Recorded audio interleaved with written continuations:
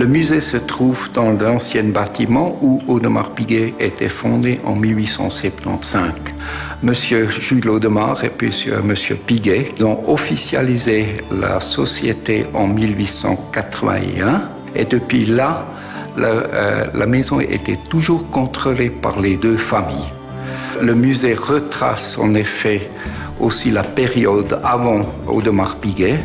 Dans le musée même, vous avez depuis 1740 environ jusqu'à aujourd'hui, vous avez des témoins de l'époque. Alors ça retrace 250 ans l'histoire de l'horlogerie.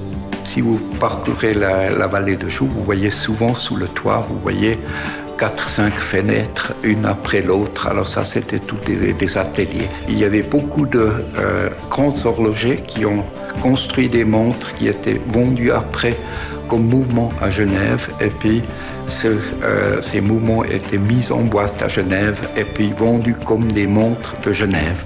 Ce qui est intéressant dans ce musée, c'est en effet qu'on a toutes les complications imaginables. C'est probablement le seul musée où vous avez autant de complications qui sont exposées. On a toutes les montres les plus plates, mécaniques. Ça commence en 1926 par la montre la plus plate de poche. Ça continue avec la montre la plus plate bracelet, 1,64 mm.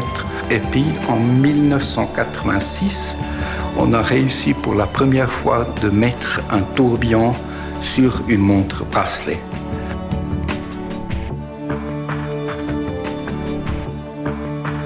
Dans la salle Royal Oak, vous trouvez de 1972 jusqu'à aujourd'hui toutes les dérivés de la première Royal Oak. On a pris l'acier et on a fait la même chose qu'on faisait avec l'or. On a fait de l'acier un métal noble.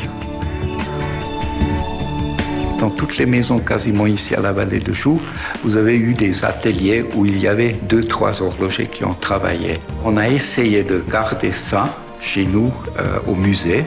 On a un atelier où il y a actuellement un horloger qui fabrique la contre-complication. Et puis on a un deuxième atelier où on fabrique les montres tourbillon et quelques montres répétition minute. C'est certainement un des musées qui est le plus visité par des collectionneurs spécialisés, des vrais collectionneurs, parce que, comme je vous ai dit, il y a quasiment toutes les complications qui sont exposées d'une façon ou d'une autre ici.